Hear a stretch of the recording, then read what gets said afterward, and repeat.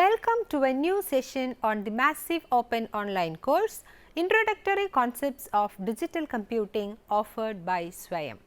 In the previous session, we discussed the general characteristics of flip-flops and also learnt that a flip-flop is a modified version of the SR latch. Also, we discussed the basic type of flip-flop, SR flip-flop. The presence of the clock pulse is important here since it determines the state of the circuit along with the applied inputs. Now, in the case of SR flip-flops characteristics table, we came across an input combination which resulted in an indeterminate state which is prohibited in the working of flip-flops. This is a drawback of SR flip-flop. How can we eliminate this condition? A solution to this is rule out the situations where the inputs to the SR gate are the same. A minor modification on SR flip-flop is done to implement the above solution and it resulted in the design of the D flip-flop. If you had watched the video on the working of D latch, you will be able to relate that to this context. And what was the modification done on SR flip-flop? In SR flip-flop, there are two separate inputs S and R, and both of these inputs assumed the values of 0 and 1. Here, they clubbed the inputs of S and R gates in such a way that each input is a complement of the other. For this, they joined the S and R inputs and inserted an inverter between them, and we call that circuit a D flip-flop. There is only one input and hence there will be only two combinations of input. We eliminated other two combinations, that is when S and R are 0 and when S and R are 1. The number of outputs of D flip-flop is same as the SR flip-flop. They have the output Q and its complement Q complement. Look at the block diagram of D flip-flop. As I had mentioned in the earlier sessions, the flip-flops can be constructed either using two NOR gates or two NAND gates. We will discuss the D flip-flop made of NAND gates first. Here, what is the difference from SR flip-flop? An extra NAND gate is added which implements a NOT logic here. In the earlier sessions, we had pointed out that NAND and NOR are universal gates. They can be used to create any other basic logic gates. In this picture, we have a single input NAND gate which is equivalent to the output produced by the NOT gate. Now, let us learn about the working of D flip-flop. Here, the external input is reduced to 1 because the first input is complemented and given as the second input. The second input to this flip-flop is the clock pulse. The flip-flop will be active only when the clock pulse is high and we can ignore the clock pulse when it is 0. So, we are left out with two combinations of input D alone, that is when D equal to 1 and D equal to 0 and the clock should be 1 for both the cases. The D flip-flop has three parts. First part negates the input. The second part is the steering gauge which steers the input to the third part which is the SR latch. And if you combine the second and third part, it is nothing but the SR flip-flop. Now, look at the first state, clock equal to 1, D equal to 1. When D equal to 1, the first part prepares the input for the steering gate and thus S becomes 1 and R becomes 0. These are the inputs to SR flip-flop. The steering gates turn the output of S to 0 and R to 1. Now, these values becomes the input to the SR latch and produces 1 at Q and 0 at Q complement. In the diagram given here, you can see the values taken by S and R after each operation. Now, it is clear from the diagram that when D equal to 1, then the flip-flop switches to a set state. Let us check out the second combination of input. Now, D is 0, the first part switches S to 0 and R to 1.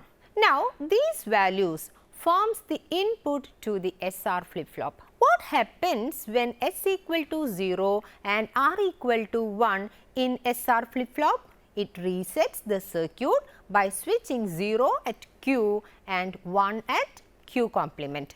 The next case is when the clock equal to 0. When the clock is 0, it places a 1 at both inputs of SR latch irrespective of the input D. Such a state holds the previous value of flip-flop and no change happens to the output. So, if you want the D flip-flop just to hold the value, set the clock pulse to 0.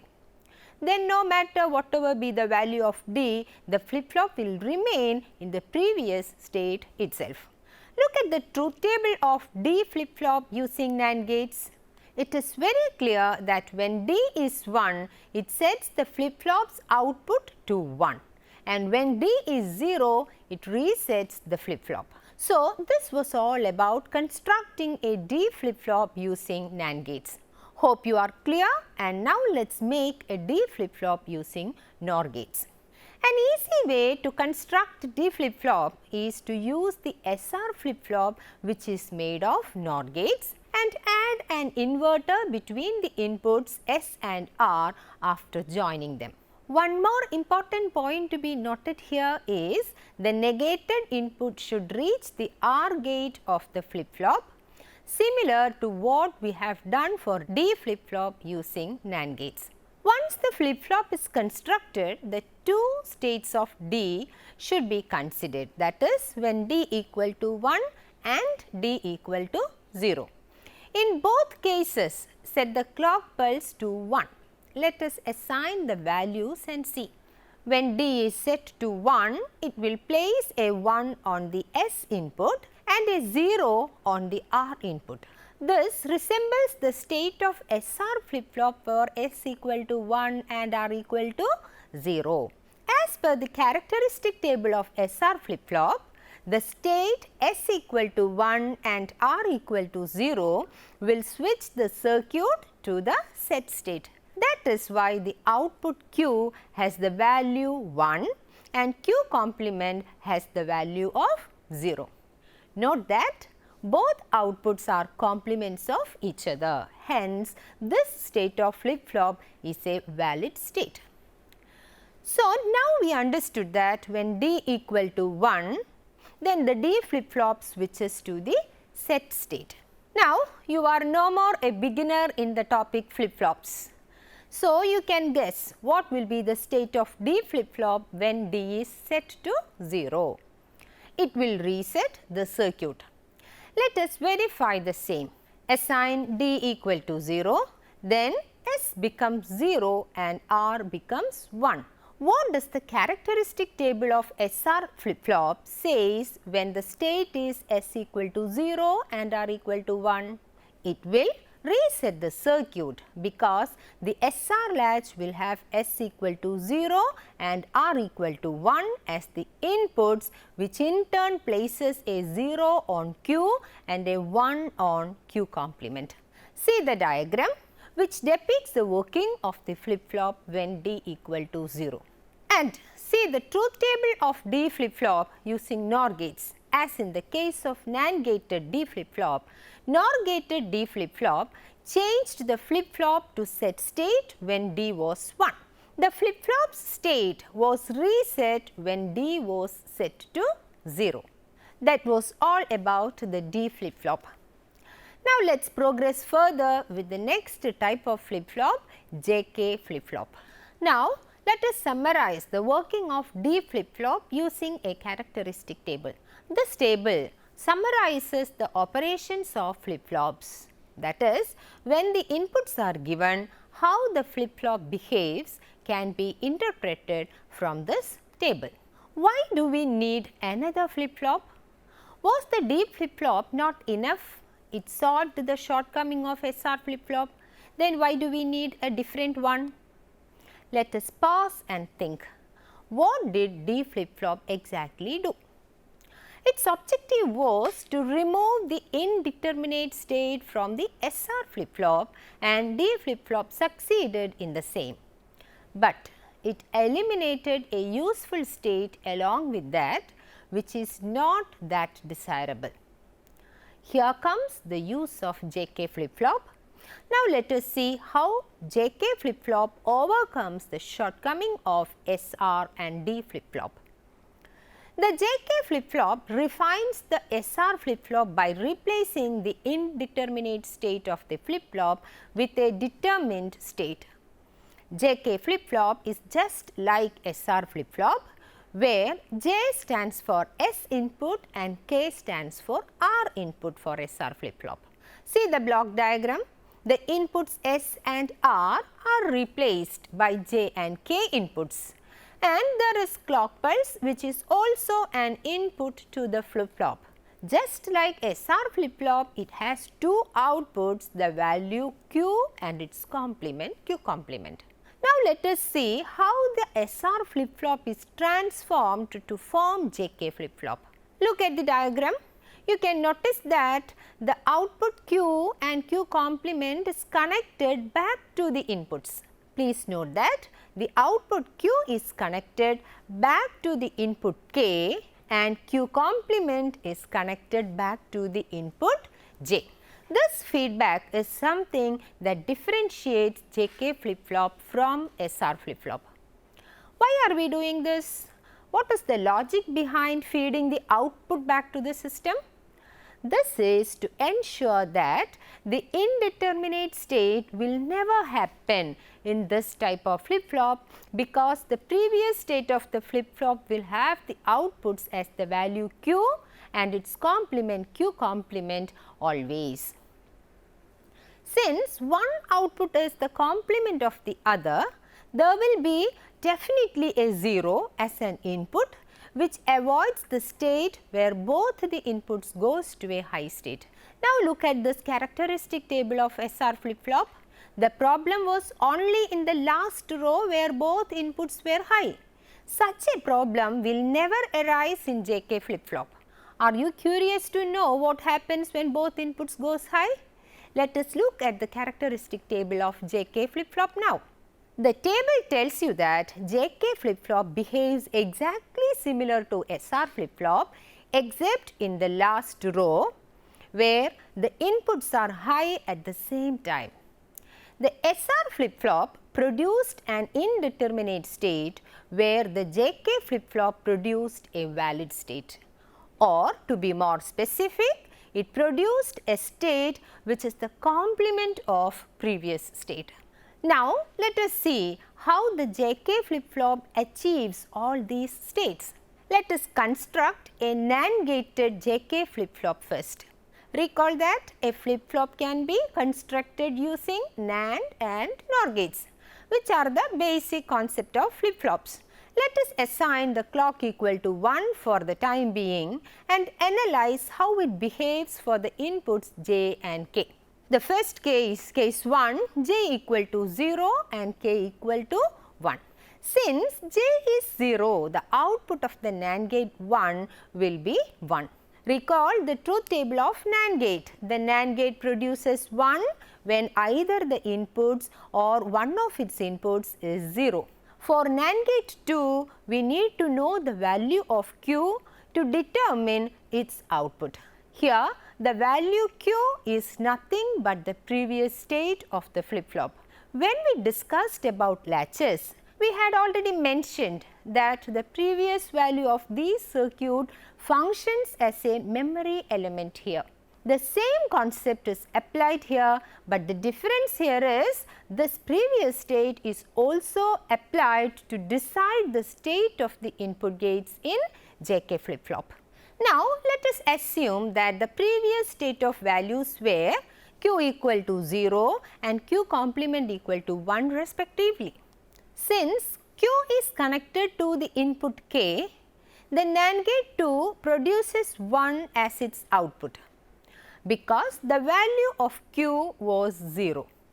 Now, what is the next set of gates resembling to? It is an SR latch made of NAND gates. Let us recall the truth table of SR latch using NAND gate.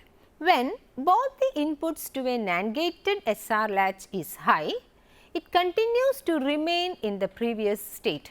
That means, the output of the gates 3 and 4 are 0 and 1 itself, and this in turn forms the output of JK flip-flop. Now, what happens the previous states of values of Q as 1 and Q complement as 0? The first NAND gate has two inputs as 0 and it produces 1 as the output. The second NAND has all its inputs as 1, so it produces a 0 as its output. Now, the input to the SR latch is 1 and 0. It resets the circuit which produces a 0 at Q and 1 at Q complement. So, the output of flip-flop remained as Q equal to 0 and Q complement equal to 1. Even if the previous states were different, the output are Q equal to 0 and Q complement equal to 1.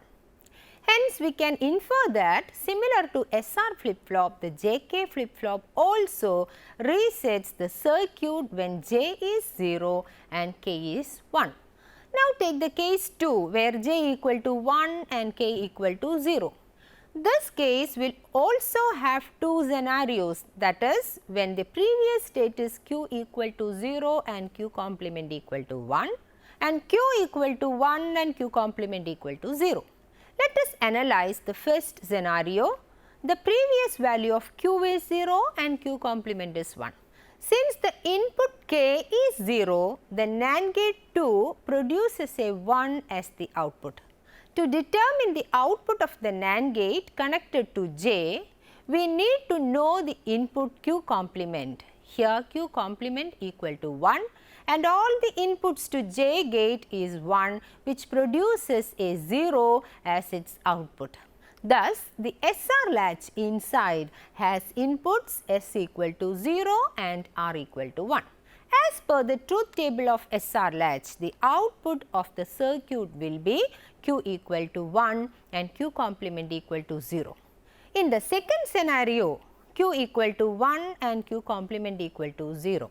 Since the K input is 0, the NAND gate 2 produces 1 itself, but the NAND gate 1 has an input which is 0 now because Q complement equal to 0. This produces 1 as the output of that gate. Now, what is the output of the latch when S and R is in a high state? It remains in the previous state itself. Thus, the output becomes Q equal to 1 and Q complement equal to 0. Now, let us move on to the case 3, J equal to 0 and K equal to 0. Here, both the inputs are 0. So, the outputs at the NAND gates will always be 1. If both inputs to S and R gates are 1, then the output of the circuit will remain in its previous state itself. There will be no change. Here, we did not consider the previous state itself. Why? Because the inputs to J and K gates were 0 and according to the NAND gates working, one input being 0, it will produce the output as 1. So, if the input combination is low on both the inputs, then we can infer that the JK flip-flop holds the previous state.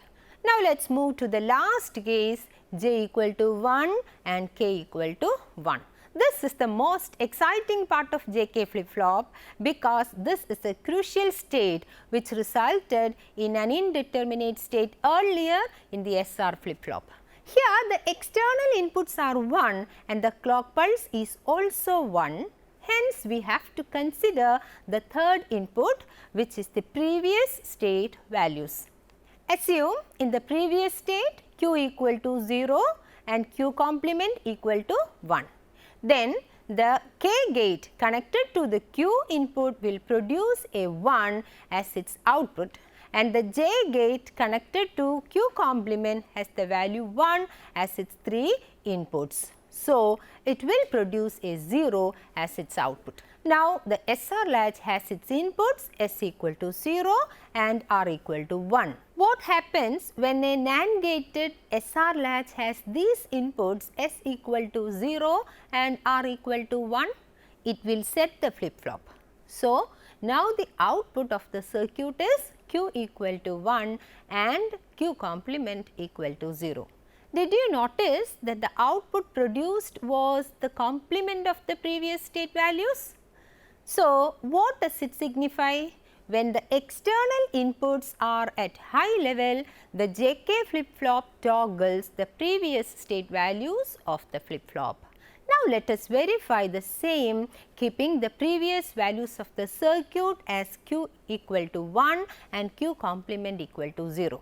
The J gate connected to Q complement will now have a 1 as its output. The K gate connected to Q has all 1 as its inputs. So, it will have a 0 as its output. The SR latch has S equal to 1 and R equal to 0 as its inputs now, which produce the values Q equal to 0 and Q complement equal to 1 as its output. This is again the complement of the previous value. With this, now we can infer that the JK flip-flop toggles its previous values when its inputs are high.